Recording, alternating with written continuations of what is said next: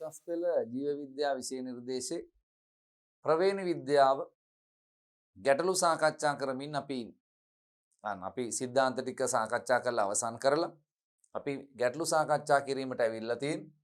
අපිට හම්බ වෙන 6 වෙනි MCQ එක. 6 වෙනි බහුවර්ණ ප්‍රශ්නයේ තියෙන. බලන්න මොකද්ද ප්‍රශ්නේ කියලා. ආවේනීය පිළිබඳ පහත ප්‍රකාශ අතුරින් වැරදි ප්‍රකාශය කුමක්ද? ආවේනීය පිළිබඳ පහත ප්‍රකාශ අතුරින් වැරදි ප්‍රකාශය කුමක්ද? ගම් කුකුලන්ගේ පිහාටුවල වර්ණය ඇතිවීම නිලීන අභිභවනයකි. ඔව්. එක නිලීන අභිභවනයක් තමයි. පැහැදිලි? ගම් කුකුලන්ගේ පිහාටුවල වර්ණය ඇතිවීම නිලීන අභිභවනයක්. AB රුධිර ගණයේ ඇතිවීම සහ ප්‍රමුඛතාවයකි.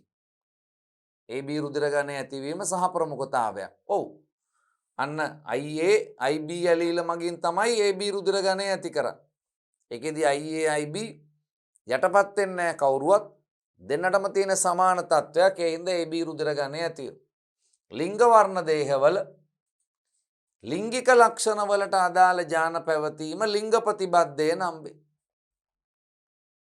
එතකොට අන්න අපිට හම්බෙන්න මේ පිළිතුරු වලින් එක නිවැරදි, දෙකත් නිවැරදි. 3 ලිංග වර්ණ දේහවල පවතින ලිංගික ලක්ෂණ වලට අදාළ ඥාන පැවතීම ලිංග ප්‍රතිබද්ධය නම් වේ.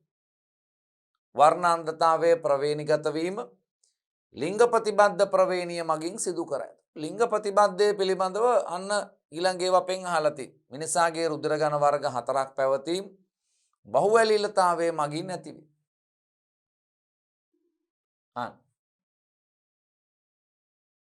මේ බලන්න. එතකොට ලිංග වර්ණ දේහ මත ඔයගොල්ලෝ අහලා තියෙන කාරණාවක් තමයි මේ ලිංග ප්‍රතිබද්ධය.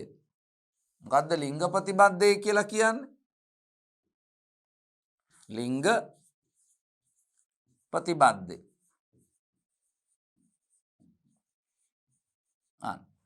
අපි දන්නවා අපිට ලිංග වර්ණ දේහ දෙකක් තියෙනවා. එකක් X ලිංග වර්ණ දේහය, අනිත් එක අපිට හම්බ වෙන Y ලිංග වර්ණ දේහය. මෙන්න මේ ලිංග වර්ණ දේහවල අලිංගික ලක්ෂණ වලට හේතු වන ඥාන පැවතීම තමයි අපි කියන්නේ මොකක් කියලාද? ලිංග ප්‍රතිබද්ධය කියලා හඳුන්වන්නේ. ඒතර ලිංග වර්ණ දේහවල අලිංගික ලක්ෂණ වලට හේතු වන ඥාන පැවතීම අන අපි කියනවා ලිංග ප්‍රතිබද්ධය කියලා. එතකොට ඒකේ ආකාර දෙකක් තියෙනවා. Y ලිංග වර්ණ දේහ මත පවතින අලිංගික ලක්ෂණ අන අපි කියනවා Y ලිංග ප්‍රතිබද්ධ ලක්ෂණ කියලා. මේ අලිංග වර්ණ දේහ අපිට හම්බෙන්න මොනවාද? අලිංගික ලක්ෂණ තියෙන X වර්ණ දේහ මත නම් අපි කියනවා ඒවා අන්න X ප්‍රතිබද්ධ ලක්ෂණ කියලා. පැහැදිලි? ඔය එතකොට Y ප්‍රතිබද්ධ ලක්ෂණ Y වර්ණ දේහ මත තියෙන අපි දන්න කාරණාවක් තියෙන්නේ Y වර්ණ දේහ තියෙන පිරිමින්ට විතරයි. එහෙනම් මෙන්න මේ Y ප්‍රතිබද්ධ ලක්ෂණ පරම්පරාගත වෙන්නේ එහෙනම් තාත්තගෙන් පුතාට. ඒ කියන්නේ පිරිමි පාර්ශවය හරහා විතරයි පරම්පරාගත වෙන්නේ. ඒවා Y ලිංග ප්‍රතිබද්ධ ලක්ෂණ කියලා අපි කියන්නේ. උදාහරණ තමයි ඔය අපිට හම්බ වෙන තට්ටය පෑදීම, කනේ රෝම පැවතීම වගේ ඒවා අපි කියනවා මොකක් කියලාද? අන්න Y ලිංග ප්‍රතිබද්ධ ලක්ෂණ. ඒවා Y වර්ණ දේහ හරහා තමයි පරම්පරාගත වීම සිද්ධ වෙන්නේ. එතකොට X වර්ණ දේහ මත අලිංගික ලක්ෂණ වලට හේතු වන ඥාන පැවතීම අන්න X ලිංග ප්‍රතිබද්ධ ප්‍රවේණිය කියලා කියනවා. මේවා පිරිමි ගැහැණු දෙපාර්ශවය හරහාම මක් වෙන්න පුළුවන්ද? පරම්පරාගත වෙන්න පුළුවන්. ඒතර බලන්න එනම් උත්තරේට මොකද්ද කියන්නේ කියලා. ලිංග වර්ණ දේහවල ලිංගික ලක්ෂණ වලට අදාළ ඥාන පැවතීම ලිංග ප්‍රතිබද්ධය. මේක අපිට පිළිගන්න පුළුවන් එකක් නෙවෙයි. ඒක අපිට පිළිගන්න බෑ. මොකද්ද එහෙනම් අපේ સિદ્ધාන්තේ? ලිංග ප්‍රතිබද්ධය කියලා කියන්නේ ලිංග වර්ණ දේහවල අලිංගික ලක්ෂණ වලට හේතු වන ඥාන පැවතීම. ඒතර මේක එක නෙවෙයි. ලිංග වර්ණ දේහවල ලිංගික ලක්ෂණ වලට අදාළ ඥාන පැවතීම නෙවෙයි. එහෙනම් අපිට තුන්වෙනි උත්තරේ නිවැරදි පිළිතුරක් විදිහට බාර ගන්න බෑ. යන හතරවෙනි උත්තරේ බලන්න. වර්ණාන්ධතාවය ප්‍රවේණිගත වීම ලිංග ප්‍රතිබද්ධ ප්‍රවේණිය මගින් සිදුවේ. ඔව්. වර්ණාන්ධතාවය පරම්පරාගත වීම සිද්ධ වෙන්නේ අන්න ලිංග ප්‍රතිබද්ධ ප්‍රවේණිය මගින්. පැහැදිලි? ඒ කියන්නේ අන්න අපි තුල දකින්න පුළුවන් වෙන මේ රතු කොළ වර්ණාන්ධතාවය තමයි බහුලව දකින්න පුළුවන් වෙන්නේ. ඒ කියන්නේ රතු හා කොළ වර්ණ වෙන්කර හඳුනාගත නොහැකි වීමේ රෝග තත්වය අපි කියන්නේ. එතකොට මේක වර්ණාන්ධතාවයේ ප්‍රවේණිගත වීම ලිංග ප්‍රතිබද්ධයේ මගින් නැති වෙන එකක්. ඒක නිවැරදි. මිනිසාගේ රුධිර ඝන වර්ග 4ක් පැවතීම බහුඇලීලතාවය. ඔව්. අපි දන්න කාරණේ ලක්ෂණයක් තීරණය කරනුවේ ඇලීල යුගලක් මගින්. ඒක තමයි අපි දන්න සිද්ධාන්තය. හැබැයි කලාතුරකින් සමහර අවස්ථාවලදී ලක්ෂණයක් තීරණය කරන ඥානයක ඇලීල දෙකකට වඩා තියෙන්න පුළුවන්. ඒක තමයි අපි කියන්නේ බහු ඇලීලතාවය. උදාහරණයක් මානව රුධිර ඝන ABO රුධිර ඝන පරම්පරාගත වීම බහු ඇලීලතාවය මගින් නැති වෙන්නේ. රුධිර ඝන තීරණය කිරීම සඳහා IA කියන ඇලීල, IB කියන ඇලීලය හා සිම්පල් I කියන ඇලීල තුනම දායක වේ. පැහැදිලිද? එහෙනම් අපි කියනවා මිනිසාගේ රුධිර ඝන වර්ග 4ක් පැවතීම එහෙමත් නැත්නම් ABO රුධිර ඝන බහු ඇලීලතාවය මගින් නැති වෙන ඉතා නිවැරදි. එහෙනම් අපිට හම්බෙන්නේ ප්‍රශ්නෙන් අහන්නේ ආවේනීය පිළිබඳ පහත ප්‍රකාශ අතුරින් වැරදි ප්‍රකාශය කුමක්ද කියලා අහන්නේ. එහෙනම් අපි කියනවා මොකද්ද වැරදි? අන්න තුන්වෙනි පිළිතුර වැරදි. එහෙනම් 6 වෙනි ප්‍රශ්නයට අදාළ පිළිතුර තමයි පිළිතුරු අංක 3. අපි යමු ඊළඟ ප්‍රශ්නේ බලන්න. 7 වෙනි ප්‍රශ්නේ අහන්නේ රුධිර ඝනය විෂමයෝගී B. ඒවා කියවනකොට හරියට කියන්න. හා රුධිර ඝනය O දරන දෙමව්පියන්ට O රුධිර ඝනය දරන දරුවෙකු ලැබීමේ සම්භාවිතාවය කුමක්ද? එතකොට ප්‍රශ්නය අහන්නේ අන්න විෂමයෝගී B රුධිර ඝනය දරන.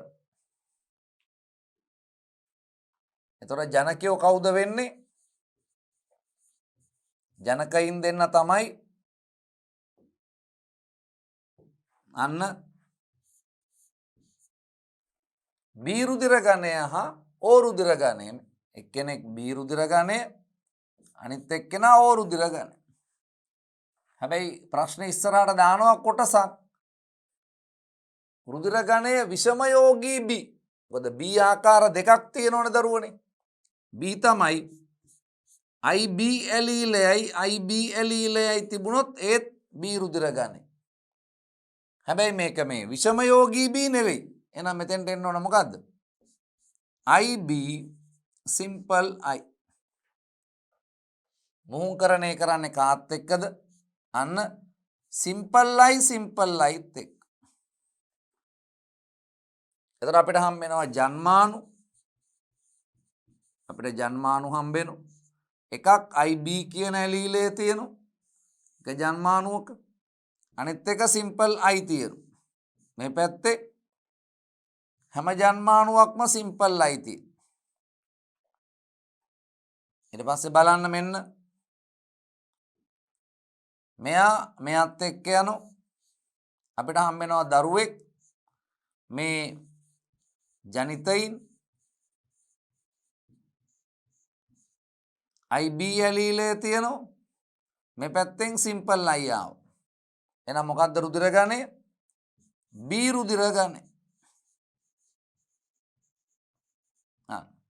මෙතනින් මෙයා ආවා. මෙතනින් මෙයා එනවා. Simple I. කවුද මේ?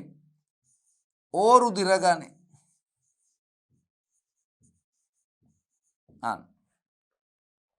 එතකොට අපෙන් ප්‍රශ්නය අහන්නේ මොකක් කියලාද?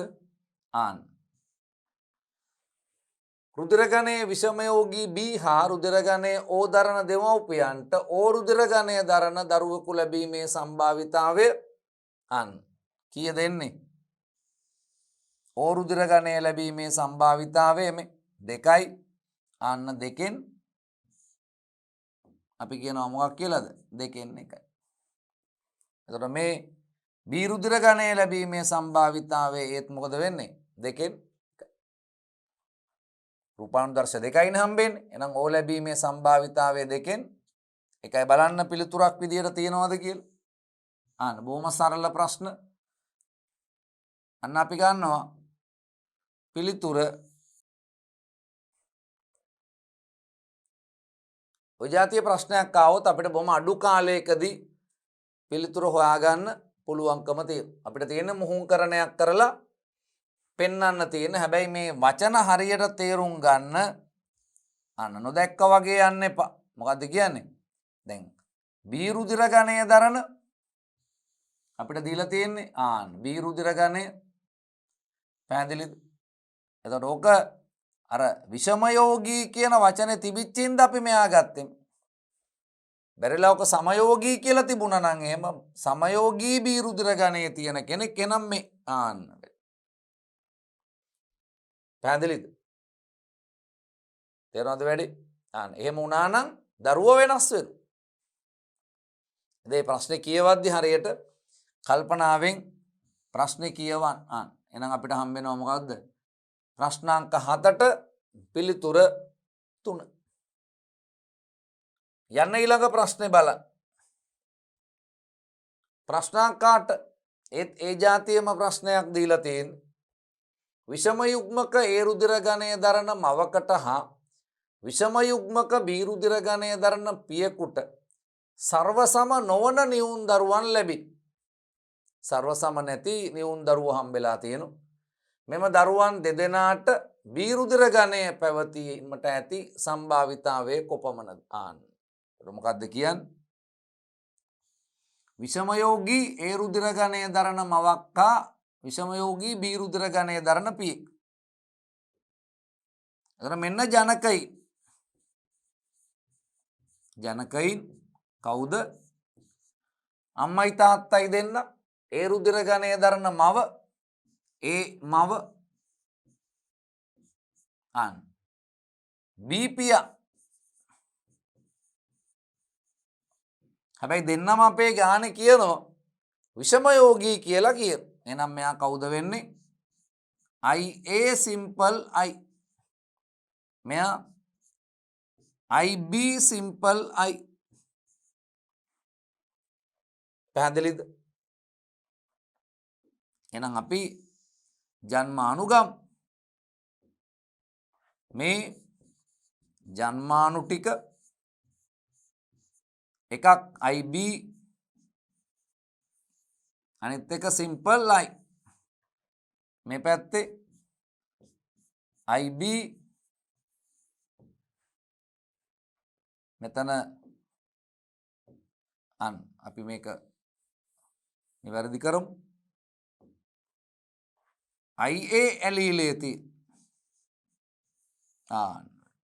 මේ IB අනිත් එක්කෙනා simple I. මෙන්න ජනිතයින් හම්බෙනවා. දරුවෝ ටික හම්බෙනවා. මෙන්න දරුවෝ. මේ එක්කෙනෙක් IA IB. කවුද මේ අපිට හම්බෙන්නේ? AB රුධිර ගණය. AB රුධිර ගණය හම්බෙන්නේ. මෙයාත් එක්ක යනවා IA simple I. කවුද මේ? A රුධිර ගණය අපිට හම්බ වෙන්නේ. මෙයාත් එක්ක යනවා IB simple I. පැහැදිලි? එතකොට අපිට හම්බ වෙන්නේ B රුධිර ගණය. මෙයාත් එක්ක යනවා simple I. පැහැදිලිද? එතකොට අපිට හම්බ වෙනවා මොකක් කියලාද? O රුධිර ගණය. හතර දෙනාම හම්බ වෙනවා. ABත් හම්බ වෙනවා. Aත් හම්බ වෙනවා. Bත් හම්බ වෙනවා. Oත් හම්බ වෙනවා. එතකොට අපේ ප්‍රශ්නය අහන්නේ මොකක්ද? ආන්න විෂම යුග්මක ඒ රුධිර ගණය දරන මවකට හා විෂම යුග්මක බී රුධිර ගණය දරන පියෙකුට සර්ව සම නොවන නිවුන් දරුවන් ලැබි. මෙම දරුවන් දෙදෙනාටම බී රුධිර ගණය අන්න. එතකොට මේ බලන්නකෝ. එතකොට බී රුධිර ගණය ලැබීමේ සම්භාවිතාවය කීයද මේ? අන්න. බී රුධිර ගණය ලැබීමේ සම්භාවිතාවය දරුවෝ 4 දෙනයි 4න් 1යි. අන්න. පැහැදිලි. එතකොට ලැබෙනවලු සර්ව සම නොවන සර්ව සම නැහැ. එහෙනම් අවස්ථා දෙකක්. අන්න අපිට මේක දෙපාරක් වෙන්න එපා. සිද්ධි දෙකක් විදියට ගන්න තියෙන. එහෙනම් ඔන්න අපිට හම්බුණා මේ අපිට හම්බෙච්ච අපෙන් ඇහුවේ බී රුධිර ගණය නෙමෙයි. අන්න. දෙදෙනාටම බී රුධිර ගණය. ඔන්න බලන්න ඕන එකක් ආවා මේ බී රුධිර ගණය අපිට හම්බ වෙනවා 4 දෙනයි 4න් 1ක් බී. සර්ව සම නොවන නියුන් දරුවද සර්ව සම නම් අපි දන්නවනේ සර්ව සම නම් 4න් 1යි යන්න. මෙයාම තමයි මක් වෙලා තියෙනද? අන්න එකම මේ ප්‍රවේණි දර්ශයම තමයි දෙන්නටම හම්බෙන්නේ. අන්න එක සිද්ධියයිනේ. අන්න සර්ව සමයි න. දැන් සර්ව සම නොවන කිව්වහම සිද්ධි දෙකක්. එහෙනම් මෙතනදී 4න් 1යි සම්භාවිතාවය ආපහු මේකෙන් අන්න 4න් 1ක් වෙනවා. ඒ ඊළඟ දරුවට. එහෙනම් අපිට එනවා මොකක් කියලාද? 4න් 1 එක සංසිද්ධියක් වැඩි කිරීම 4න් 1. අන්න. ඇයි? සර්ව සම නොවන නිඹුල්ලු හම්බෙලා තියෙන. එහෙමනම් අපිට හම්බෙනවා මොකක් කියලාද? 16න් 1. පැහැදිලිද? අන්න එහෙනම් බලන්න අපිට හම්බ වෙන පිළිතුර මොකක්ද කියලා. එහෙනම් අපි කියනවා නිවැරදි පිළිතුර 5. කල්පනාවෙන් ගන්න එක සර්ව සම නම් වෙනස් වෙනවා. මේ සර්ව සම නොවුණු. ඒතර අවස්ථා දෙකක් ගන්න. වැඩේ තියෙන්නේ අපිට හම්බෙන ප්‍රවේණි දර්ශ ටික අරගෙන බලන්න.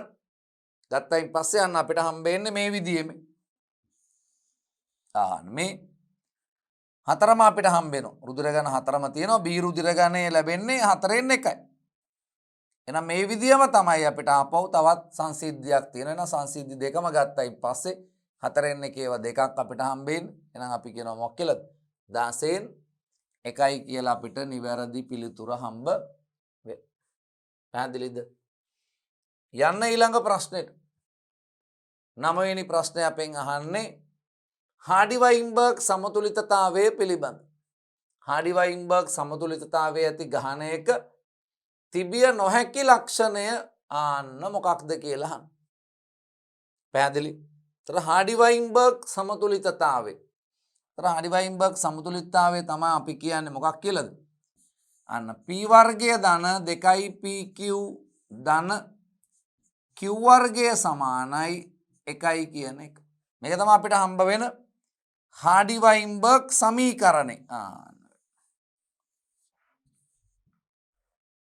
ඒතර ඕක වචනයට අපිට පෙරලන්න පුළුවන්. ගහනයක අන්න ප්‍රමුඛ සමයුග්මක සංඛ්‍යාතය විෂම යුග්මක සංඛ්‍යාතය නිලීන සමයුග්මක සංඛ්‍යාතය නියතයක් කියන එක. ඒතර වෙන විදිහට කිව්වොත් එහෙම මේ p වර්ගය කියලා කියන්නේ අන්න p වර්ගය කියලා කියන්නේ p වර්ගය කියලා කියන්නේ කැපිටල් A කැපිටල් A. එතකොට 2pq කියලා කියන්නේ නැත්නම් pq කියලා කියන්නේ කැපිටල් A සිම්පල් A. එතකොට q වර්ගය කියලා කියන්නේ අන්න සිම්පල් A සිම්පල් A. එතකොට මේ ප්‍රමුඛ සමයුග්මක සංඛ්‍යාතය මේ විෂම යුග්මක සංඛ්‍යාතය මේ නිලීන සමයුග්මක සංඛ්‍යාතය. ඕක තමයි හාඩි-වයින්බර්ග් සමතුලිතතාවය කියලා කියන්නේ ගහනයක් සම්බන්ධයි. මේ හාඩි-වයින්බර්ග් සමීකරණය. පැහැදිලිද? මේ හාඩි-වයින්බර්ග් සමතුලිතතාවයේ පවතින ගහනයක පැවතිය යුතු තත්ත්ව ටිකක් තියෙනවා. හාඩි වයින්බර්ග් සමතුලිතතාවයේ පවතින ගහනයක පැවතිය යුතු තත්ත්ව ටිකක් තියෙනවා. මොකද කියන්නේ යන ජාන සංඛ්‍යාතයේ නියතයක් කියලා කියන. පැහැදිලි? ජාන සංඛ්‍යාතයේ නියතයක්. ප්‍රමුඛ සමයුග්මක සංඛ්‍යාතය, විෂම යුග්මක සංඛ්‍යාතය, නිලීන සමයුග්මක සංඛ්‍යාතයේ නියතය. එතකොට ඔය හාඩි වයින්බර්ග් සමතුලිතතාවයේ පවතින ගහනයක් පරිණාමයට ලක් වෙන්නේ නැහැ. ඇයි? ජාන සංඛ්‍යාතය වෙනස් වෙන්නේ නැති. එහෙනම් මේ ජාන සංඛ්‍යාතයේ නියතව තියෙන්න නම් සපුරාලන්න ඕන කාරණා ටිකක් තියෙනවා. ඒ තමයි එක විකෘති සිදු නොවීම. විකෘති වුණොත් අන්න ජාන සංඛ්‍යාතේ නැත්තම් ඇලීල සංඛ්‍යාතේ වෙනස් වෙනවා. විකෘතියක් කියලා කියන වෙනස් එකක් ප්‍රභේදයක්. එතකොට මොකද වෙන්නේ? අන්න ජාන සංඛ්‍යාතේ වෙනස් වෙන හැමුණුත් එහෙම හාඩි වයින්බර්ග් සමතුලිතතාවයට යටත් වෙන්නේ නැහැ. එක. දෙක අහඹු සංවාසය නැත්තම් අහඹු සංසර්ගයේ සිදුවීම. කිසිදු තේරීමකින් තොරව සංවාසය නැත්තම් ලිංගික ප්‍රජනනයේ යෙදෙන එක අපි කියනවා මොකක් කියලාද? අහඹු සංසර්ගයේ එහෙමත් නැත්තම් අහඹු සංවාසය කියලා හඳුන්වන්නේ මේක. පැහැදිලි? මොකද මේ සමීප ඥාති සම්බන්ධතා තියෙන ජීවීන් අතර සංසර්ගයේ ප්‍රතිඵලයක් විදියට ජාන සංඛ්‍යාතේ නැත්තම් ඇලීල සංඛ්‍යාතේ වෙනස් වෙන්න පුළුවන්. එහෙනම් හාඩි වයින්බර්ග් සමතුලිතතාවයේ පවතින්න නම් ඒ ගහණයමක් වෙන්න ඕනද? අහඹු ප්‍රජනනය සිද්ධ වෙන්න ඕන. අහඹු ප්‍රජනනය කියන වචනේ පාවිච්චි කරන්න පුළුවන්. අහඹු සංසර්ගය කියන වචනේ පාවිච්චි කරන්න පුළුවන්.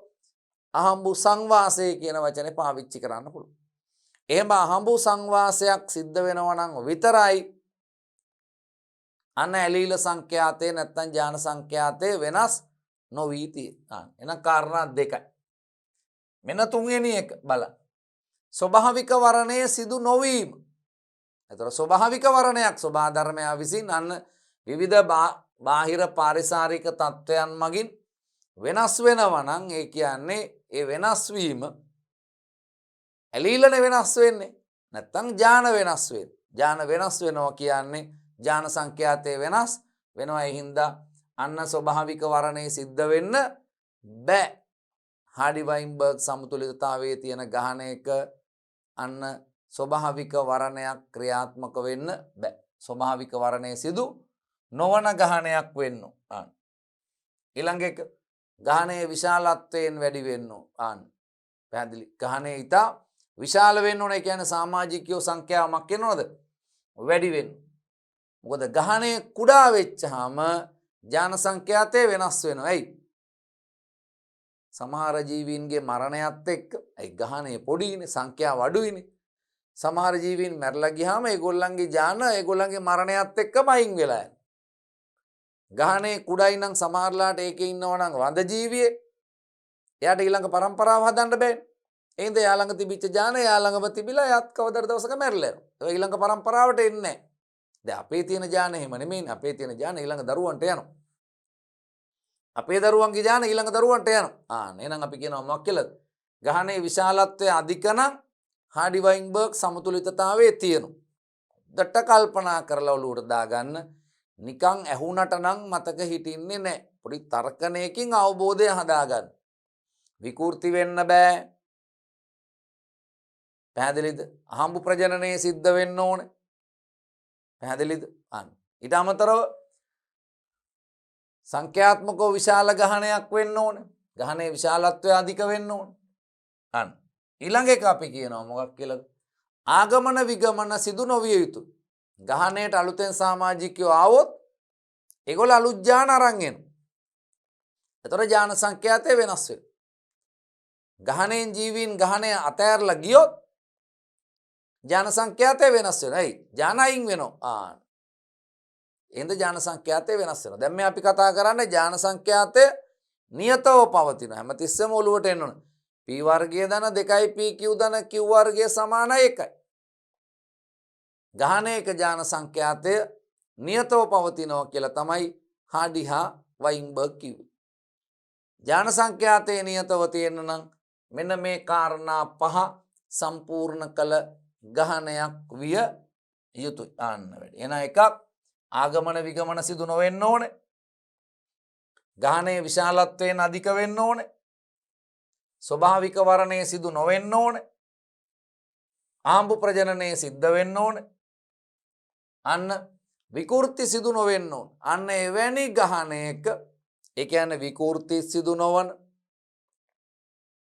අහඹු ප්‍රජනනය සිදුවන සාපේක්ෂකව විශාල ගහනයක පැහැදිලි ආගමන විගමන සිදු නොවන ස්වභාවික වරණය පැහැදිලි ආන්න මෙන්න මේ කාරණා පහ සම්පූර්ණ කරන ගහනයක ජාන සංඛ්‍යාතය නියතේකි කියලා තමයි හාඩි හා වයින්බර්ග් කිව්වේ. පැහැදිලිද? අන්න. එහෙමනම් ඔන්න අපි යනවා ප්‍රශ්නේ බලන්න. හාඩි වයින්බර්ග් සමතුලිතතාවයේ ඇති. හාඩි වයින්බර්ග් සමතුලිතතාවයේ ඇති. ගහනයක තිබිය නොහැකි ලක්ෂණයක් වන්නේ. පැහැදිලිද? ස්වභාවික වරණය සිදුවීම පැහැදිලිද? ස්වභාවික වරණය සිදුවීම ඒවර වෙනස් විදිහකට ඇහෙන්න පුළුවන්. උදාර නිසි අවබෝධයක නැත්තම් එහෙම ඇහෙනවා. ස්වභාවික වරණය සිදුවීම මොකක් කියලාද අපි ගත්තේ? අපි ගත්තේ අන්න මේ බලන්න මම එතෙන්ටම ස්වභාවික වරණය සිද්ධ වෙලා බෑ. ස්වභාවික වරණය සිදු නොවන ගහනයක් වෙන්න ඕන. අන්න එකයි කියන්නේ අර ප්‍රශ්නේ කියවද්දි සමහර වෙලාවට අපිට එහෙම හිතෙන්න පුළුවන්. එහෙනම් අපි කියනවා මොකක් කියද? පිළිගත නොහැකි එකක්. අපි කියනවා ස්වභාවික වරණය සිදු නොවන එක. අහඹු අභිජනනය එක හරි. එක් ගන්න වෙයි. විකෘති සිදු නොවන පැහැදිලිද? එහෙනම් අපි කියන හාඩි වයින්බර්ග් සමතුලිතතාවය ඇති ගහනයක තිබිය නොහැකි ලක්ෂණ. අන ස්වභාවික වරණය සිදුවීම තියෙන්න බෑ. අහඹු අභිජනනය අහඹු ප්‍රජනනය අන්න තියෙන්න ඕන එක. විකෘති සිදුවීම වෙන්න බෑ. විකෘති සිදු නොවන ගහනයක් වෙන්න. අන්න මේකත් ගත්තා. සාපේක්ෂකව විශාල ගහනයක් නොවීම. එහෙම බෑ. සාපේක්ෂකව විශාල ගහනයක් වෙන්න. පර්යටනය සිදු නොවීම. පර්යටනය කියලා කියන දරුවා ආගමන විගමන සිදු නොවීම. ඒක හරි. අන්න. එහෙනම් මොකද උත්තරයට ගන්න? උත්තරය අපෙන් අහන්නේ හාඩි වයින්බර්ග් සමතුලිතතාවය ඇති ගහනයක තිබිය නොහැකි නැත්නම් දැකිය නොහැකි ලක්ෂණය ස්වභාවික වරණය සිදුවීම. ඒක තියෙන්න බෑ. විකෘති සිදුවීම තියෙන්න බෑ. සාපේක්ෂකව විශාල ගහනයක් නොවීම. එහෙනම් උත්තරේ ACD. එහෙනම් පිළිතුර විදියට අපි ගන්නවා මොකක් කියලාද? ACD. එතන අපි දන්නවා අපේ වගුවේ තියෙන ABD නිවැරදි නම් උත්තර 1. ACD නිවැරදි නම් අපි කියනවා පිළිතුර 2 ආන්න. පැහැදිලිද? ඔන්න අපි සාකච්ඡා කළා අවසන් කරේ 9 වෙනි බහුවර්ණ ප්‍රශ්නේ. අපි යමු ඊළඟ ප්‍රශ්නේ බලන්න. ඊට අදාළ සිද්ධාන්ත කාරණා ටික හාඩි වයින්බර්ග් සමතුලිතතාවයේ පවතින ගහනයක් සම්පූර්ණ කරන්න ඕන කාරණා පහ තමයි අපි ඔය විස්තර කරේ. ඊට පස්සෙත් අහනවා හාඩි වයින්බර්ග් සමතුලිතතාවයේ පිළිබඳව. 10 වෙනි ප්‍රශ්නේ හාඩි වයින්බර්ග් සමතුලිතතාවයේ පිළිබඳව සත්‍ය ප්‍රකාශය නැත්නම් ප්‍රකාශන. පැහැදිලිද? එතකොට හාඩි වයින්බර්ග් සමතුලිතතාවයේ පිළිබඳ සත්‍ය. පැහැදිලිද? මේ ඇලීල සංඛ්‍යාතය ගැන කතා කරලා තියෙන්නේ. උතන පොඩි සිද්ධාන්තයක් තියෙනවා. ඇලීල සංඛ්‍යාතය නැත්නම් ජාන සංඛ්‍යාතය. කිසියම් ලක්ෂණයක් සම්බන්ධයෙන් අපි හිතන්නකෝ අන්න රුධිර ඝන පරම්පරාගත වීම ඒක බහු ඇලීලතාවයේ මගින් ඇති කරන එකක් නේ. ඒතර අපි දන්නවා ඇලීල තුනක් දායක වෙනවා රුධිර ඝන සඳහා. IA, IB, simple I කියන එක. ඒතර ඔය කිසියම් ඇලීලයක් ඒ සම්පූර්ණ ඇලීල වලට දරන අනුපාතය තමයි අපි කියන්නේ මොකක් කියලාද? ජාන සංඛ්‍යාතය එහෙමත් නැත්නම් ඇලීල සංඛ්‍යාතය කියලා කියන අපිට ඔන්නොහොම සමීකරණයකින් දෙන්න පුළුවන් මේ. රුධිර ඝන හිතන්නකෝ. IA IB සිම්පල් I කියලා ඇලීල තුනක් තියෙනවා. එතකොට අපෙන් ඇහුවොත් එහෙම IB ඇලීලේ සංඛ්‍යාතය මොකක්ද කියලා අන්න IB ඇලීල සංඛ්‍යාව අපි බෙදනවා මුළු ඇලීල සංඛ්‍යාවෙන් වැඩි කරනවා 100. එතකොට අපිට හම්බ වෙනවා මොකක් කියලාද? ඇලීල සංඛ්‍යාතය අන්න අපිට හම්බ වෙනවා. ඔන්න ඔය කාරණේ තමයි හාඩි-වයින්බර්ග් සමතුලිතතාවයේ යටතේ අපි කතා කරන්නේ ඔන්න ඕක. මොකද්ද කියන්නේ? ගහණයක ඇලීල සංඛ්‍යාතය වෙනස් වෙන්නේ නැත්නම් ඒ ගහණය පරිණාමයට ලක් වෙන්නේ නැහැ. ඒ කියන්නේ හාඩි-වයින්බර්ග් සමතුලිතතාවයේ තියෙන ගහණය. හැබැයි ගහණයේ ජාන සංඛ්‍යාතය කුමන හෝ හේතුවක් මත ඒ කියන්නේ විකෘති ඇති වෙලා ආගමන විගමන සිදු වෙලා පැහැදිලිද? අන්න එවැනි ගහණයක හාඩි-වයින්බර්ග් සමතුලිතතාවයේ බිඳ වැටුනොත් ඒ කියන්නේ ජාන සංඛ්‍යාතය වෙනස් වුනොත් ඒ ගහණය පරිණාමයට ලක් වෙනවා. පැහැදිලිද? දැන් එහෙමනම් අපි උත්තර ටික අරගෙන බලමු. එතකොට ඕකේදී තව පොඩි පැහැදිලි කිරීමක් මම යලි කරන්නම්. අන්න මේ හාඩි-වයින්බර්ග් සමීකරණය අපි නැවත මතක් කරගන්නවා මේ ප්‍රශ්නට අදාළව. ඒ තමයි p වර්ගය ධන 2යි pq ධන q වර්ගය සමානයි 1යි කියන එක. මේක තමයි හාඩි-වයින්බර්ග් සමීකරණය. එතකොට මේකේ p වර්ගය අපි කියනවා ප්‍රමුඛ සමයුග්මක සංඛ්‍යාතය ප්‍රමුඛ සමයුග්මක සංඛ්‍යාතය 2යි pq අන්න අපි කියනවා විෂම යුග්මක සංඛ්‍යාතය විෂම යුග්මක සංඛ්‍යාතය අන්න අපි කියනවා q වර්ගය සමානයි කවුරු කියලාද? නිලීන සමයුග්මක සංඛ්‍යාතය. නිලීන සමයුග්මක සංඛ්‍යාතය. පැහැදිලිද? අන්න ඕක තමයි හාඩි-වයින්බර්ග් සමීකරණයෙන් අපිට කියවෙන්නේ. එතකොට ඕක අපි ඕක වචනයට පෙරලලා බැලුවොත් ගහණයක ප්‍රමුඛ සමයුග්මක සංඛ්‍යාතය විෂම යුග්මක සංඛ්‍යාතය හා නිලීන සමයුග්මක සංඛ්‍යාතය නියතයක් කියලා කියනවා. හැබැයි මොන විදියේ ගහණයක්ද? අර අපි කියපු ගහණය. විකෘති සිදු නොවන අන්න අහඹු ප්‍රජනනයේ සිදු නොවන පැහැදිලිද? අන්න අහඹු ප්‍රජනනයේ සිදුවන ආගමන විගමන සිදු නොවන පැහැදිලි? අන්න විකෘති සිදු නොවන අන්න ගහණයක තමයි මේක මක් වෙන්නේද? නියතයක් වෙයි. දැන් ওই ටික අපි දන්නවා කියන්නේ අපිට උත්තරේ වඩා පහසුවෙන් තෝරගන්න පුළුවන් කියන එක. අපේ ගානේ හාඩි-වයින්බර්ග් සමතුලිතතාවයේ පිළිබඳව සත්‍ය ප්‍රකාශ අන්න සමීකරණයේ 2යි pq මගින් විෂම යුග්මක සංඛ්‍යාතය පෙන්වයි. ආන්න මෙතන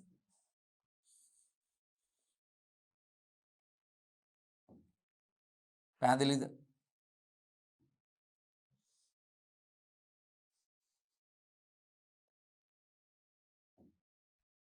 ඒක නිවැරදි. මෙම සමතුලිතතාවයේ සඳහා ගහණයක ඇලීල 3ක් පැවතිය යුතුයි. මේකට ඇලීල 3ක් තියෙන්න ඕනද? නෑ, ඇලීල 2ක් තිබුණා නම් ප්‍රමාණවත් වෙයි. ඇලීල 2යි මේ. අපි ගන්න කවුද?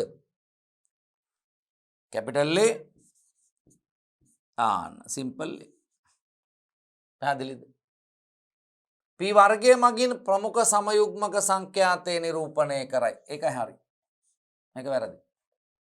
q වර්ගය මගින් නිලීන සමයුග්මක සංඛ්‍යාතය නිරූපණය කරයි. p වර්ගය මගින් ප්‍රමුඛ සමයුග්මක සංඛ්‍යාතය නිරූපණය කරයි. q වර්ගය මගින් නිලීන සමයුග්මක සංඛ්‍යාතය නිරූපණය කරයි. ඇත්ත. P වර්ගයේ ධන 2යි PQ ධන Q වර්ගය සමාන 1 විට ගහණය පරිණාමයට ලක් වෙයි. දැන් මෙච්චර වෙලා මං කිව්වේ මොකක් කියලාද? මේ සමතුලිතතාවයේ තියෙන ගහණයක් පරිණාමයට ලක් වෙන්නේ නැහැ. ඇයි? ඇලීල සංඛ්‍යාතය එහෙමත් නැත්නම් ජාන සංඛ්‍යාතය වෙනස් වෙන්නේ නැත්නම් අන්න ඒ ගහණය පරිණාමය වෙන්නේ නැහැ. එහෙනම් පරිණාමයේ අත්‍යවශ්‍ය කාරණය මොකද්ද? ජාන සංඛ්‍යාතයේ වෙනස් වීම. පැහැදිලිද? අන්න. එහෙනම් මේක වැරදි. එහෙනම් මොකද්ද උත්තරේ? A C D. අන්න එහෙමනම් අපිට පිළිතුර වෙන්නේ A C D නිවැරදි. ඒ කියන්නේ මං කියව නැවතත් A B නිවැරදි, A B D නිවැරදි උත්තරේ 1. A C D නිවැරදි අන්න 2. මොකද හේතුව වගුව අපිට පාඩම් කරන්න කියලා නෑ. හැබැයි ඔය වගුව තමයි හැමදාම විභාගෙට දෙන්නේ. හැබැයි ඉතින් හැමතිස්සෙම ඉන්ස්ට්‍රක්ෂන්ස් හරියට කියවන්න. කවුද දන්නේ ඔක වෙනස් කරලා දෙයිද කියලා? වෙනස් කරන්නේ නෑ. හැබැයි අපිට කාලයක් යනකොට අපිට ඔය වගුව පාඩම් A B D නිවැරදි උත්තරේ 1, A C D නිවැරදි උත්තරේ 2, A B නිවැරදි උත්තරේ 3, C D නිවැරදි උත්තරේ 4, වෙනත් ප්‍රතිචාරයක් කෝ ප්‍රතිචාර සංයෝජනයක් නිවැරදි උත්තරේ 5. එමනේ ඔක හැදිලා තියෙන්නේ. අපි යමු ඊළඟ ප්‍රශ්නේ බලන්න. මෙන්න අපිට මේ ප්‍රශ්නයට අදාළව අපිට හම්බෙච්ච ඇලීල සංඛ්‍යාතය නැත්නම් ජාන සංඛ්‍යාතය. පැහැදිලි? අන්න. ඊට පස්සේ එන්න 11 වෙනි ප්‍රශ්නේ. මිනිසාගේ දෑකැති සෛල රක්තහීනතාවය සඳහා හේතු වන ප්‍රවේණි විද්‍යා මූලධර්මයේ වනු දෑකැති සෛල රක්තහීනතාවය. පැහැදිලිද? දෑකැති සෛල රක්තහීනතාවය සඳහා හේතු වනුයි. අන්න. පැහැදිලිද? අසම්පූර්ණ ප්‍රමුඛතාවය. අසම්පූර්ණ ප්‍රමුඛතාවය මගින් තමයි අපි අර හෙන්දරික්කා මල්වල මිරිබිලිස් ජලපාශාකේ පුෂ්පවල වර්ණය ආන් ඒ අසම්පූර්ණ ප්‍රමුඛතාවය. බහුජාන ප්‍රවේණික ලක්ෂණ විශාල ප්‍රමාණයක් අපි සාකච්ඡා කරමු.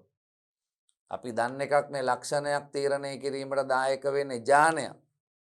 හැබැයි ජාන අන්න එකකට වඩා වැඩි සංඛ්‍යාවක් සහයෝගීව යම් ලක්ෂණයක් ඉස්මතු කරනවා නම් ඒක බහුජාන ප්‍රවේණිය. අපි දන්නවා මිනිසාගේ බුද්ධිය කියන කාරණේ බහුජාන ප්‍රවේණික ලක්ෂණය. ජාන ගාන වැඩි වෙන්න බුද්ධිය වැඩි වෙනවා. භෝග ශාකවල අස්වැන්න බහුජාන ප්‍රවේණික ලක්ෂණය. පැහැදිලිද? අන්න. ඒතර මේ ජාන ගාන වැඩි වෙන්න සමෙහි වර්ණය ජාන ගාන වැඩි වෙන්න අන්න වර්ණයේ තද පාට වැඩි වෙනවා දකින්න පුළුවන්. ප්‍රමුඛ ඇලීල වැඩි වෙන්න වර්ණය තද පාට වෙනවා. ප්‍රමුඛ ඇලීල අඩු වෙන්න වර්ණය ලා පාට වෙනවා. එහෙනම් අන්න බහුජාන ප්‍රවේණිය. අභිභවනය අපි දන්නවා අන්න ප්‍රමුඛ අභිභවනය හා නිලීන අභිභවනය කියලා දෙකක් අපිට හම්බුණා. පැහැදිලි? අන්න අර ගම් කුකුලන්ගේ පිහාටු වල වර්ණය අපි කියනවා අභිභවනය මගින් ඇති කරන ක්‍රියාවලිය. අපෙන් අහන්න එහෙනම් මේ අන්න දෑකැති සෛල රක්තහීනතාවය. දෑකැති සෛල රක්තහීනතාවයට හේතු වෙන ප්‍රවේණි විද්‍යා මූලධර්මය තමයි අපි කියන්නේ බහුකාර්යතාවය. මේක බහුකාර්යතාවය මගින් ඇති කරන ක්‍රියාවලිය. අන්න අපිජාන ප්‍රවේණිය නේ. අපිජාන ප්‍රවේණිය නෙමෙයි අපිජාන ප්‍රවේණිය මගින් අර පැහැදිලි අර සිස්ටික් ෆයිබ්‍රෝසිස් වගේ තත්ත්ව ඇති වෙනවා දකින්න පුළුවන්. දෑකැති සෛල රක්තහීනතාවය බහුකාර්යතාවය මගින් ඇති කරන්න මේ මොකද්ද බහුකාර්යතාවය කියලා කියන්නේ? එක් ජානයක ප්‍රකාශ වීම අපි කියනවා එකිනෙකට සම්බන්ධ නොවූ ලක්ෂණ බොහෝ ගණනක් ප්‍රකාශ කිරීමට දායක වීමේ සංසිද්ධිය තමයි අපි හඳුන්වන්නේ මොකක් කියලාද? අන්න බහුකාර්යතාවය. බහුකාර්යතාවය මගින් ඇති කරන ක්‍රියාවලි දෙකක් තියෙනවා, රෝග දෙකක්. එකක් තමයි දෑක ඇති සෛල රක්තහීනතාවය, අනිත් එක සිස්ටික් ෆයිබ්‍රෝසිස් කියන රෝග තත්ත්ව දෙක. ඒතර අපිට හම්බෙනවා අන්න බහුකාර්යතාවය පාඩම් කරගන්න. අමතක වෙලා තියෙනවා නම් ආපහු සමහර අවස්ථාවලදී එක්ජානයක ප්‍රකාශ වීම එකිනෙකට සම්බන්ධ නොවූ ලක්ෂණ බොහෝ ගණනාවක් ප්‍රකාශයට පත්වීම කෙරෙහි බලපෑම බහුකාර්යතා ප්‍රවේණිය ලෙස හඳුන්වන. මිනිසාගේ සමහර රෝග සඳහා මේ බහුකාර්යතාවය දායක වෙන එකක් දෑක ඇති සෛල රක්තහීනතාවය, අනිත් එක සිස්ටික් ෆයිබ්‍රෝසිස් කියන එක. අපි දන්නවා දෑක ඇති සෛල රක්තහීනතාවය පැහැදිලි. මේ අන්න හිමොග්ලොබීන් මේ ජානය පවතින අයගේ හිමොග්ලොබීන් අපි දන්නවා චාතුර්ථ ප්‍රෝටීනය. මේ හිමොග්ලොබීන් ස්පටික බවට පත්වීමේ ප්‍රතිඵලයක් විදියට රතු රුධිරාණු සෛලවල හැඩය මක් වෙනවද? අන්න දෑකැත්තක හැඩයට වෙනස් වෙනවා. අන්න මේ විදියට අර ද්වි අවතල හැඩයක් තියෙන ද්වි අවතල මඩලාකාර රතු රුධිරාණු මේ දෑකැති හැඩයට වෙනස් වෙන. ඒකේ ප්‍රතිඵලයක් විදියට අන්න රුධිර නාල අවහිර කරන්න පුළුවන් මේ දෑකැති සෛල රතු රුධිර සෛල මගින්. දෑකැති හැඩති රතු රුධිර සෛල මගින් රුධිර නාල අවහිර කරන්න පුළුවන්. ඒත් එක්ක මේවා රුධිර නාලවල අපිච්ච දෙයත් එක්ක ඇලිලා රුධිර කැටි ගැසීම් සිද්ධ කරන්න පුළුවන් රුධිර නාල තුල. එවිට රුධිර සංසරණයට බාධා ඇතිවීමේ ප්‍රතිඵලයක් විදියට අන්න අවයවවලට හානි සිද්ධ වෙලා මරණය සිද්ධ වෙන්න පුළුවන්. මේ සිස්ටික් ෆයිබ්‍රෝසිස් කියලා කියන්නේ අන්න අපේ ශ්ලේෂ්මලය ඝන තත්වයට හා ඇලෙන සුළු බව වැඩිවීම. ඝන තත්වයට පත් වෙලා ඇලෙන සුළු බව වැඩිවීම අපි කියනවා මොකක් කියලාද? අන්න සිස්ටික් ෆයිබ්‍රෝසිස්. පැහැදිලි? අන්න මේක හේතු වෙන්නේ මේ අන්න ප්ලාස්ම පටලයේ තියෙන අර ක්ලෝරයිඩ් නාලිකා වලින් වැඩිපුර ක්ලෝරයිඩ් අයන ශ්‍රාවය වීම තමයි මේ ශ්ලේෂ්මලය ඝන වීම හා ඇලෙන සුළු බවින් වැඩිවීමට හේතු වෙන්නේ. පැහැදිලිද? අන්න එතකොට අන්න මේ තත්ත්වය ඇති කරන්න හේතු වෙන්නේ එහෙනම් අර ක්ලෝරයිඩ් අයන පරිවහනයට දායක වන නාල ප්‍රෝටීන වල ඇතිවන දෝෂ. එතකොට අපි මේ ප්‍රෝටීන් එක කියනවා සිස්ටික් ෆයිබ්‍රෝසිස් අර ට්‍රාන්ස්මෙම්බ්‍රේන් ප්‍රෝටීන් කියලා. පැහැදිලිද? එතකොට ඒ CFTR ප්‍රෝටීනය කියලා කිය. එතකොට මේ ප්‍රෝටීනය දෝෂ සහිත වෙන්න හේතුව තමයි CFTR ජානය පැවතීම. ඕක තමයි මේ කාරණෙත් එක්ක තියෙන අන්න ප්‍රධාන දේ. ඒකට ඕගොල්ලන්ගෙන් විභාගෙට අහන්න පුළුවන් ව්‍යුහගත ප්‍රශ්නයකට බහුකාර්යතාවය මගින් ඇති කරන ප්‍රවේණික රෝගාබාධ දෙකක් සඳහන් කරන්න කියලා. බහුකාර්යතාවය මගින් ඇති කරන ප්‍රවේණික ආබාධ දෙකක් නැත්නම් ප්‍රවේණික රෝග දෙකක් දෑක ඇති සෛල රක්තහීනතාවය සිස්ටික් ෆයිබ්‍රෝසිස් කියන රෝග තත්ත්ව දෙක. පැහැදිලිද? එහෙනම් ඔන්න අපි පැහැදිලි කරගත්තා 11 වෙනි ප්‍රශ්නයට අදාළව පිළිතුර අපි පැහැදිලි කරගත්තා. අන්න රක්තහීනතාවයට හේතු වෙන්නේ බහුකාර්යතාවය. පැහැදිලිද? අන්න මේ තියෙන දෑක ඇති සෛල රක්තහීනතාවය පිළිබඳව අර මම කියපු විස්තරය මෙතන තියෙනවා ඕගොල්ලන්. එකමට බලන්න එකක්. මේ තනිජානයක විකෘතියක් නිසා ඇතිවේ රතු රුධිර සෛලවල හිමොග්ලොබින් ප්‍රෝටීනයේ විපර්යාසයක් නිසා රතු රුධිර සෛලවල හැඩය වෙනස් වීම සිද්ධ වේ. මේට අදාළ ඇලීලේ අලිංග වර්ණ දේහවල තියෙන නිලීන සමයුග්මකයින් සියලුම හිමොග්ලොබින් දෑක ඇති සෛල වේ. අන් රුධිරයේ අඩු ඔක්සිජන් නැත්නම් රුධිරයේ ඔක්සිජන් හිග වුණාම හිමොග්ලොබින් ඒකරාශී වීම උත්තේජනය වී ඒවා ස්පටික තත්වයට පත් වෙනවා දකින්න පුළුවන්. එම ස්පටික වෙන හින්දා තමයි රතු රුධිර සෛලවල හැඩය මක් වෙන්නේද? මේ විදිහට වෙනස් වෙන්නේ. අන්න ඒකේ ප්‍රතිඵලය රතු රුධිර සෛල දෑකැත්තක හැඩයට වෙනස් වෙනවා. එම වෙනස් වුණාම මම කිව්වා ඒවා රුධිර නාල අවහිර කිරීම සිද්ධ කරන්න පුළුවන්. එම කරලා හානිය ඇති වෙන්න පුළුවන් කියලා. යන්න 12 වෙනි ප්‍රශ්නේ. පරීක්ෂා මුහුමක් සම්බන්ධයෙන් වැරදි ප්‍රකාශය තෝරා. අන්න පරීක්ෂා මුහුමක් සම්බන්ධයෙන් වැරදි ප්‍රකාශය තෝරා. එතකොට පරීක්ෂා මුහුමක් කියලා කියන්නේ අන්න පරීක්ෂා මුහුමක් ගත්තයින් පස්සේ මේ මෙන්න මෙහෙම විෂම යුග්මක ජීවියෙක් මෙන්න මේ වගේ කෙනෙක් එක්ක මුහුණුකරණයක් කරනවා නම් මෙයා මේ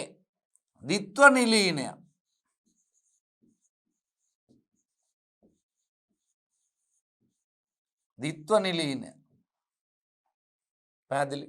එතකොට මේ ලක්ෂණ එකක්නේ. එහෙනම් මෙන්න මෙහෙම මේ මුහුම අපි කියන්නේ ඒකාංගී පරීක්ෂා මුහුම. ඒකාංගී පරීක්ෂා මුහුම.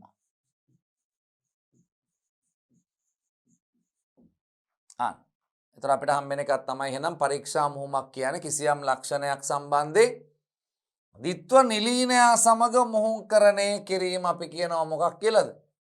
පරීක්ෂා මුහුමක් කියලා. ද්විත්ව නිලීනයත් එක්ක මුහුණුකරණය කිරීම පරීක්ෂා මුහුම. ඒකේ ආකාර දෙකක් තියෙනවා. මේ විදිහ නම් ඕක අපි කියන්නේ ඒකාංගී පරීක්ෂා මුහුම. එතකොට ඕක මේ විදියයි නම් උස රළු බීජ දරන ශාකයක් අන මුහුණුකරණය කරනවා ද්විත්ව නිලීනයත් එක්ක සිම්පල් T සිම්පල් R. එහෙම වුණොත් ඒක අපි කියනවා මොකක් කියලාද? ද්විආංගී පරීක්ෂා මුහුමක් කියලා. මේක අපි කියනවා ද්විආංගී පරීක්ෂා මුහුමක් ලෙස හඳුන්වනවා. පැහැදිලි? මොකටද මේ පරීක්ෂා මුහුමක් කරන්නේ? අපි ඔය පරීක්ෂා මුහුමක් කරන එකේ අරමුණ තමයි නොදන්න ප්‍රවේණි දර්ශයක් සොයා ගැනීම සඳහා. අන්න නොදන්න ප්‍රවේණි දර්ශයක් හඳුනා ගැනීම සඳහා අන්න සිදු කරන අභිජනන පරීක්ෂාවක්. එනම් පරීක්ෂා මුහුමේ අරමුණ තමයි නොදන්නා ප්‍රවේණි දර්ශයක්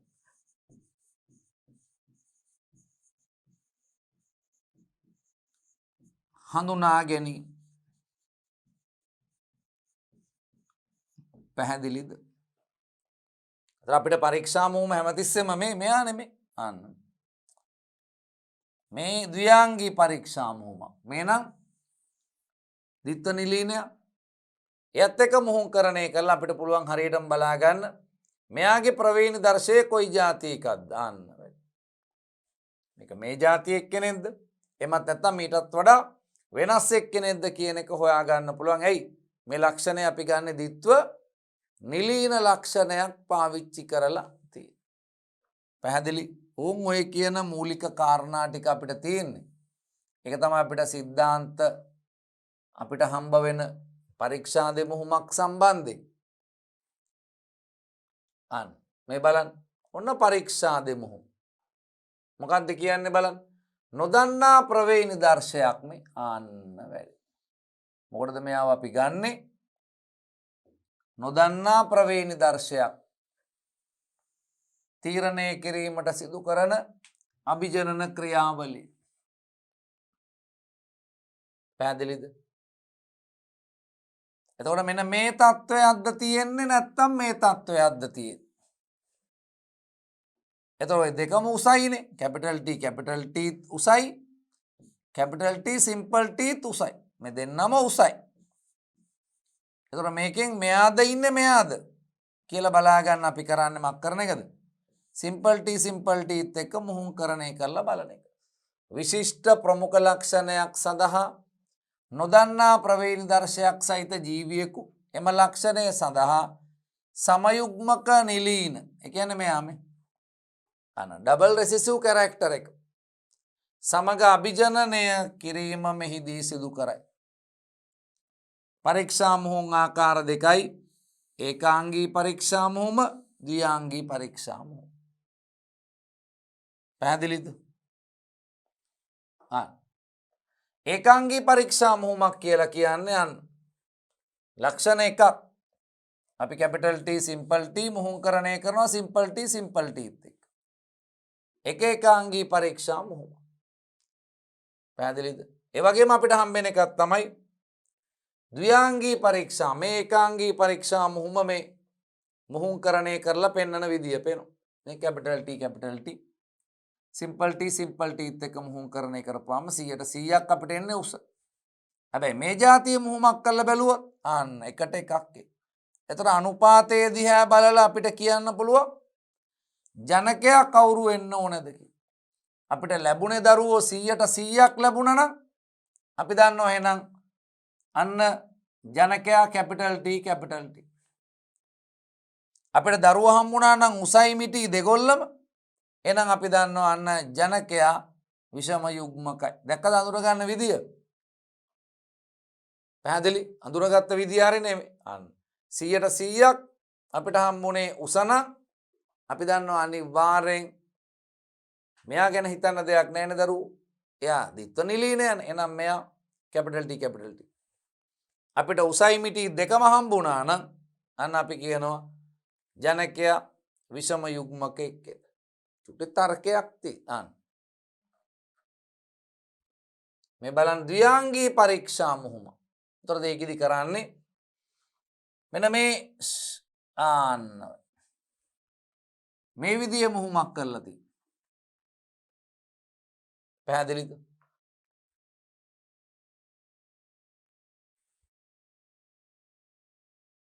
එහෙමනම් ඔන්න පරීක්ෂා මුහුම සම්බන්ධයෙන් අපිට හම්බ වෙච්ච ප්‍රධාන කාරණා ටික අපි පැහැදිලි කරගත්තා. එහෙනම් අපිට තියෙන්නේ උත්තරය අරගෙන බල. මොකක්ද කියන්නේ? පරීක්ෂා මුහුමක් සම්බන්ධයෙන් වැරදි ප්‍රකාශය තෝරා.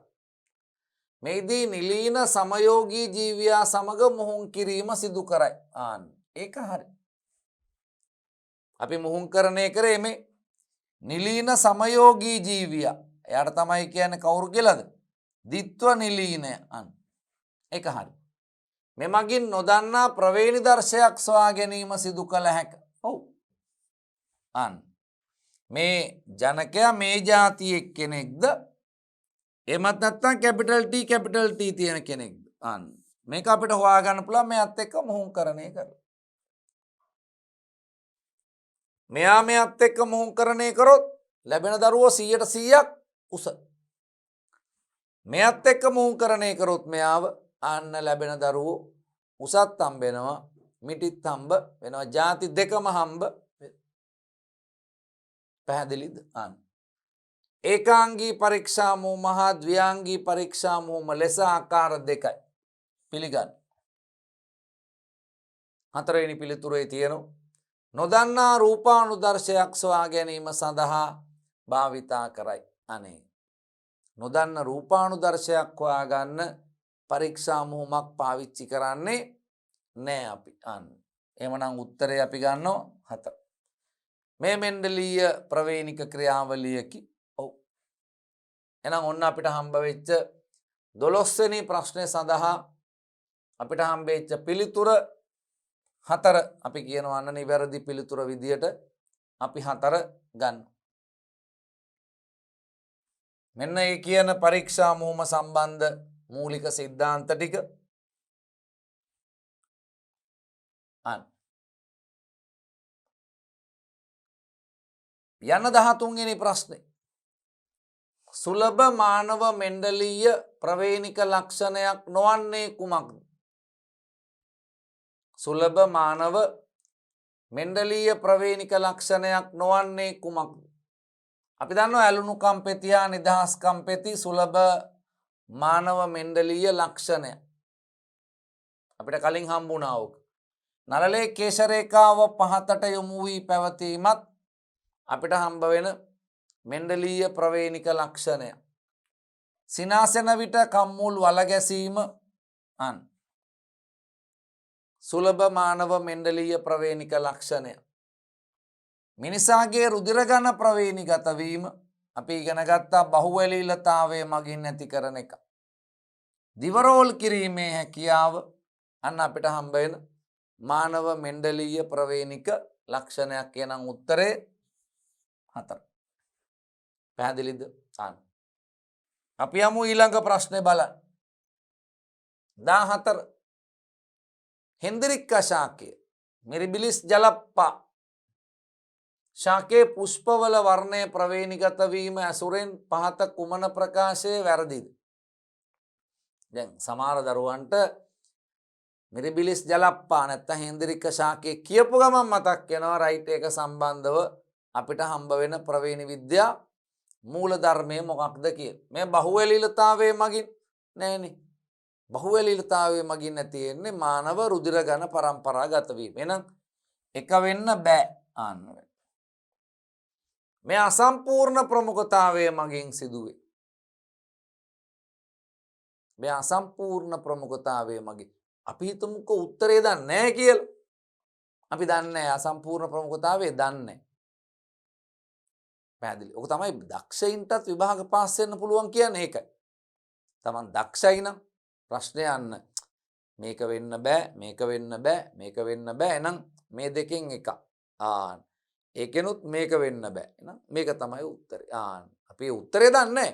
හැබැයි අපි ඒ උත්තරේට අදාළ නැති කාරණා ටික අපිට අයින් කරන්න පුළුවන්. එහෙනම් මේ අපි දන්නවා බහුවැලීලතාවයේ මගින් තමයි රුධිර ඝන ප්‍රවේණිගත වෙන්නේ. අපි මිරිබිලිස් ජලප්පා පිළිබඳව අපි එහෙම අදහසක අපේ නැහැ. අපි ගම්මුකෝ මේ අසම්පූර්ණ ප්‍රමුඛතාවයේ මගින් ඇතිවේ අසම්පූර්ණ ප්‍රමුඛතාවය අනේ මට මතක නැහැ. එහෙම කියන්න බැරි. සම ප්‍රමුඛතාවයට ඇති නිදසුනකි. සම ප්‍රමුඛතාවය නැත්නම් සහ ප්‍රමුඛතාවය කියලා කියන්නේ AB රුධිර ඝන පරම්පරාගත වීම. මතක? AB රුධිර ඝන පරම්පරාගත වීම. AB රුධිර ඝනයට හේතු වෙන්නේ IA හා IB ඇලීල්. මේ දෙන්නම කවදාවත් යටපත් වෙන්න කැමති නැහැ. හින්දා මේ දෙන්නම ඇවිල්ලා මොකක්ද අරන් දෙන්නේ? AB රුධිර ඝනය අරන් දෙනවා. මේක සම ප්‍රමුඛතාවයේ මගින් ඇති කරන එකක් තමයි. එහෙනම් මොකද්ද? AB රුධිර ඝන පටල ගන්නෑ. දැන් ඉස්සෙල්ලත් කිව්වනේ සර් බහුවැලීලතාවයේ මගින් කියලා රුධිර ඝන. ඒ මානව රුධිර ඝන. ඒ කියන්නේ රුධිර ඝන වර්ග 4ම අපි කියන්නේ ABO රුධිර ඝන. ඒක චුට්ටක් පටල ගන්න එපා. මේ අපි සාමාන්‍යයෙන් ඕක කියන්නේ ABO රුධිර ඝන කියලා. මිනිසාගේ ABO රුධිර ඝන. ඇයි එහෙම කියන්නේ? මිනිසාට තියෙනවා රුධිර ඝන වර්ග 4ක්. ඉතින් සර් උතන 4ක් කොහෙද? උතන තියෙන්නේ 3යිනේ. නෑ මෙතන 4ක් තියෙනවා. නෑනේ 3යිනේ තියෙන්නේ. A තියෙනවා, B තියෙනවා, O තියෙනවා. නෑ මං කියනවා 4ක් තියෙනවා. කොහොමද 4ක් එන්නේ? A තියෙනවා. B තියෙනවා. ඔන්න බලන්න. AB තියෙනවා. O තියෙනවා. එද අපි මිනිසාගේ රුධිර ඝන කියනකොටම අපි ඒක නිකන් ලස්සනට කියන්නේ ABO රුධිර ඝන. පැහැදිලි? රුධිර ඝන වර්ග 4 මේ ABO රුධිර ඝන පරම්පරාගත වෙන්නේ කවුරු මගින්ද? බහුවැලීලතාවයේ මගින්. එතකොට AB රුධිර ඝන මේ AB රුධිර ඝනය එකයිනේ තියෙන්නේ. AB රුධිර ඝනය පරම්පරාගත වීම තමයි සහ ප්‍රමුඛතාවයේ නැත්නම් සම ප්‍රමුඛතාවයේ මගින් ඇති වෙන්නේ. බහුජාන ප්‍රවේණිය මගින් බහුජාන ප්‍රවේණිය අපිට ගන්න බෑ. එහෙනම් අසම්පූර්ණ ප්‍රමුඛතාවයේ ගන්නත් බෑ මිරිබිලිස් ජලප්පාට. බහුජාන ප්‍රවේණිය අපි දන්නවා බුද්ධිය භෝග ශාකවල අස්වැන්න මේ කියන කාරණා එක ගන්නත් බෑ. ප්‍රමුඛ අභිභවනයට නෑ. අභිභවනයක් ගැන අපි කතා කරන්නේ නෑ මිරිබිලිස් ජලප්පාත් එක්ක. පැහැදිලිද? එහෙනම් ඉතින් අන්න උත්තර 5න් 4ක් අයින් කරපුවාම අපිට උත්තරේ හම්බ වෙනවා මොකක් කියලාද? අසම්පූර්ණ ප්‍රමුඛතාවය. මේක අසම්පූර්ණ ප්‍රමුඛතාවය. එහෙනම් මොකද්ද අපි කියන්නේ අසම්පූර්ණ ප්‍රමුඛතාවයක් කියන්නේ? මේ බලන්න. මොකද්ද අසම්පූර්ණ ප්‍රමුඛතාවයක් කියන්නේ? මේ බලන්න. දැන් මේ අන්න අපි දන්න කාරණේ කැපිටල් T මගින් උස. කැපිටල් T සිම්පල් T මගින් ඒත් උස. සිම්පල් T මගින් මිටි. එහෙමනේ අපි සාමාන්‍ය මෙන්ඩලීය මූල ධර්මයට අනුව සිද්ධ වෙන්නේ. හැබැයි මේ අසම්පූර්ණ ප්‍රමුඛතාවය කියලා කියන්නේ ලක්ෂණයක් තීරණය කිරීම සඳහා දායක වන ඇලීල යුගල විෂමයෝගී අවස්ථාවේ පවතින විට අන්න මේ නිලීන ඇලීලය සම්පූර්ණයෙන් යටපත් නොවී අතරමැදි ලක්ෂණයක් ඉස්මතු වී. ඒ කියන්නේ මෙයා මේ යටපත් වෙන්න කැමති නෑ සිම්පල්ටි. එතකොට මොකද වෙන්නේ? අන්න උසත් නෙමෙයි මිටිත් නෙවෙයි මොකක්ද හම්බ වෙන්නේ? අතරමැදි උසක් හම්බ වෙනවා. එහෙම තමයි හෙන්ද්‍රික්කා ශාකවල මල් වල වර්ණයට අදාළ ප්‍රභේද 3ක් අපිට හම්බ වෙන්න. මේ බලන්න. යම් ලක්ෂණයක් තීරණය කරන ජානේක ඇලීල යුගල එකිනෙකට වෙනස් වූ විට එනම් විෂම යුග්මක විට එක් ඇලීලයක ක්‍රියාකාරීත්වය අනි ඇලීලේ ක්‍රියාකාරීත්වය සම්පූර්ණයෙන්ම යටපත් නොකර මේකෙදි නම් දරුවෝ මෙයා සම්පූර්ණයෙන් යටපත් වෙනවනේ. එහෙම යටපත් නොකර අතරමැදි ලක්ෂණයක් නැත්නම් රූපානුදර්ශයක් ප්‍රකාශයට පත් කිරීම අපි කියනවා අසම්පූර්ණ ප්‍රමුඛතාවය. පැහැදිලිද? අන්න බලන්න මේ තියෙන්නේ මිරිබිලිස් ජලප්පා නැත්නම් හෙන්ද්‍රික්කා 4 o'clock ශාකය කියලා කියන අසම්පූර්ණ ප්‍රමුඛතාවයේ මගින් පැහැදිලි කිරි. එතකොට මේ රතු මල් දරන ශාකයක් සුදු මල් දරන ශාකයක් එක්ක මුහුණුකරණය කරපුවාම ලැබෙන්නේ අන්න දැන් මෙන්ඩලීය ප්‍රවේණියට අනුව නම් මේ જાතිය එකක් හරියට කවුරු වගේද? කැපිටල් T සිම්පල් T එනම් උස. හැබැයි මේ වගේ අවස්ථාවක අපි කියනවා මොකක් කියලාද? අන්න CR CW අපි ගත්තොත් රෝස පාට මල් අපිට හම්බ වෙයි. එතකොට මේකේ අනුපාතය වෙනස් වෙනවා. 1ට 2ට 1 කියලා අනුපාතයක් එනවා දකින්න පුළුවන්. අන්න මේ බලන්න. එතකොට ඔය වගේ මුහුණුකරණයක් කළ ජන්මානු ටික ගත්තයින් පස්සේ මම ජන්මානු ටික දානවා පනට් ස්ක්වයර් එකට. දැන් මොකද වෙන්නේ? රතු 1යි රෝස 2ක් තියෙනවා. සුදු 1ක් තියෙනවා. එතකොට අපිට හම්බ වෙනවා මොනවද? රතු 1ට අන්න රෝස 2ට සුදු 1. එහෙනම් අපිට හම්බෙන මෙන්න අනුපාතය 1ට 2ට 1 අනුපාතයක් අපිට හම්බෙනවා අසම්පූර්ණ ප්‍රමුඛතාවයේදී. මෙන්න අපි යමු ප්‍රශ්නෙට.